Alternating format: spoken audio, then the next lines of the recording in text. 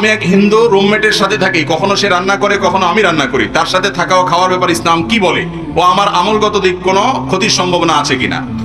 আমাদের দেশে অমুসলিমদের ব্যাপারে ধারণা বেশিরভাগ মানুষের পরিষ্কার না। ভালো করে শুনে রাখেন, যে ব্যক্তি আল্লাহর একত্ববাদকে স্বীকার করে না, শিরকে লিপ্ত, তাকে আপনি অন্তরের গভীরে জায়গা দিবেন না, যেহেতু সে আপনার রবের অস্তিত্বকে স্বীকার করে না।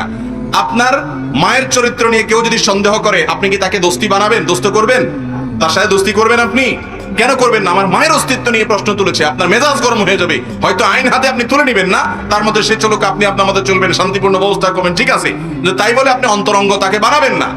কিন্তু এর মানে এই না যে কোনো অমুসলিমের সাথে আমাদের লেনদেন, উঠা বসা, কাজ কারবার কিছু করা যাবে না। নবী করিম সাল্লাল্লাহু আলাইহি সাল্লামের অমুসলিম সেবক ছিল, কাজের লোক ছিল, তাকে তিনি নিয়োগ দিয়েছেন। আজকাল কোনো ইমাম সাহেব যদি কোনো হিন্দু, কোনো ইহুদি, কোনো খ্রিস্টান, কোনো অমুসলমানকে কাজের লোক নিয়োগ দেয়, তার চাকরি থাকবে? আমরা এটা বুঝি না, বাড়াবাড়ি করি।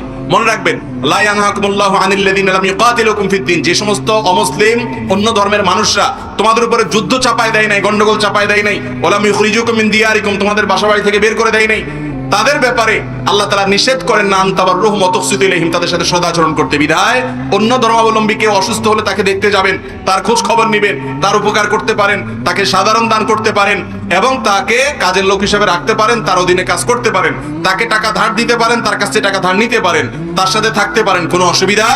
কিন্তু একসাথে এক রুমে বসবাস করতে করতে যদি আপনার শিরকের প্রতি দেয়, আপনার মধ্যে শিরকে অপছন্দ করার যে বিষয়টি আপনার ইমানের দাবি, সেটা যদি আস্তে আস্তে দূর হয়ে যায়, তাহলে লক্ষণ খারাপ। বিধায় সেই ব্যাপারে সাবধান থাকতে হবে। এমনিতে উঠা বসা, কাজ কারবার করতে অসুবিধা। একসাথে রান্না বাড়া করলে সে যদি হালাল কিছু রাঁধে আপনি খেতে পারেন, বা আপনি যদি হালাল কিছু রান্না করেন সেও খেতে পারে।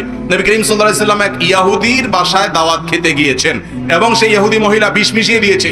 তাহলে এখান থেকে প্রমাণ হয়, ভিন্ন ধর্মাবলম্বী মানুষ যদি হালাল কোনো খানা দেয়, সেটা খেতে কোনো অসুবিধা নাই।